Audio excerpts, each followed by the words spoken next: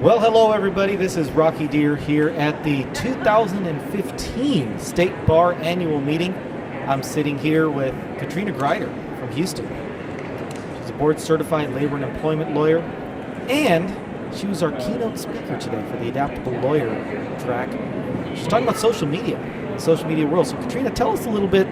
First of all, tell us about your practice, and then tell us about social media. I mean, I know your talk was about an hour, but can you give us maybe a couple of takeaways? What do lawyers need to know about social media, especially employers and those representing employers? Sure, thank you. I've been practicing law now for about 30 years. I represent the management side, so I'm on the defense side of the practice. I don't represent individual employees. And today's talk was just focusing on social media issues in the employment law context. I think a lot of attorneys don't realize how social media affects the workplace. Everything from how managers use social media, interacting with their employees, to how employees behave on social media.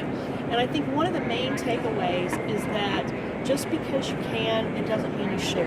For example, we had a big discussion about whether you should Google an applicant or Google employees, somebody that you're about to hire.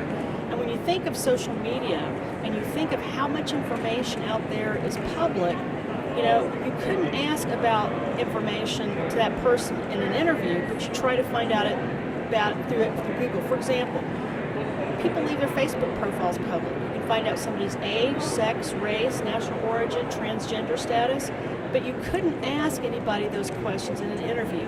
So a lot of times you may have employers trying to get through the back door what they can't get through the front door, and that creates problems in the workplace. Let's talk about lawyers for a second, because I think a lot of lawyers are very fearful of having Twitter accounts or having Facebook accounts because they're a bit more guarded maybe in terms of what they put up there. They try to make it more plain Jane vanilla instead of maybe writing blog posts that might be considered more controversial or a bit more cutting edge. What's your view on that? I mean, as lawyers, should we be careful that way, or is there some room for us to kind of go out on a limb and express what might be controversial opinions in our social media presences for our practices? Well, that's a good question. I, for one, I'm not on social media, and it's not because I'm a social media dinosaur, but it's because of the mantra that I actually train and do. I do quite a bit of training, in-house training for companies. And one of the things I tell people is we need to have professional boundaries between our professional lives and our personal lives. And I, for one, have opted off of those media pages because I want to have a sense of privacy about my life. That being said, I think it could be an effective tool for lawyers to use if they use it properly for advertising, but I think they need to be cautious of how their clients might view their things. If they have a blog and they post a lot of inflammatory material on that, things of that nature.